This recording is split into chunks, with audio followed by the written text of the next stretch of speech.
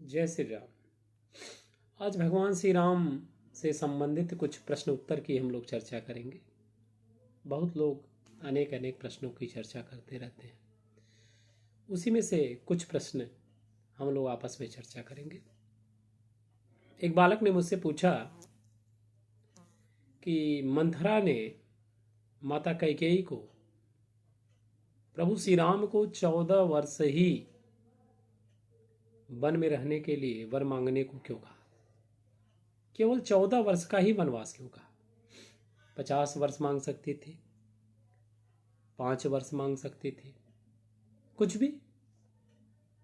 तो ऐसा क्यों था?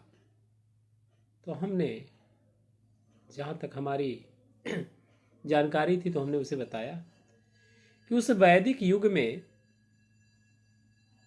जब त्रेता युग चल रहा था तो उस समय ऐसा एक नियम बनाया गया था कि अगर कोई राज्य का उत्तराधिकारी यदि अपने राज्य से या अपने सिंहासन को छोड़कर 14 वर्षों तक यदि वह वन में रह जाता है और उन 14 वर्षों के बीच वह कभी भी अपने उस सिंहासन पर वासी नहीं होता है, उसका त्याग कर देता है, तो फिर वह 14 वर्षों के बाद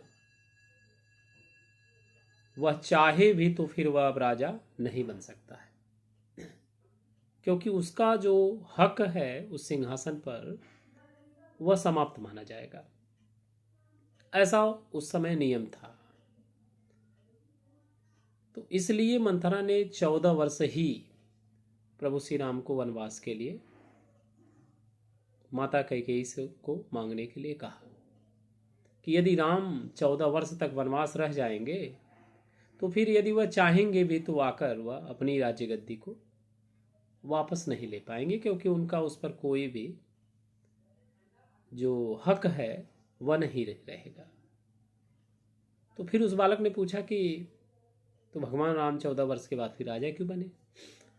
तो हमने यह कहा उस बालक से कि भगवान राम इसलिए 14 वर्ष तक राजा बने क्योंकि भगवान राम वनवास के समय में भी अयोध्या के वह राजा थे, वह वन में रहे थे, लेकिन अयोध्या के राजा जो थे वह भगवान राम ही थे, क्योंकि भरत जो थे वह अयोध्या के शासक के रूप में शासन नहीं कर रहे थे, वह एक प्रतिनिधि के रूप में कर रहे थे।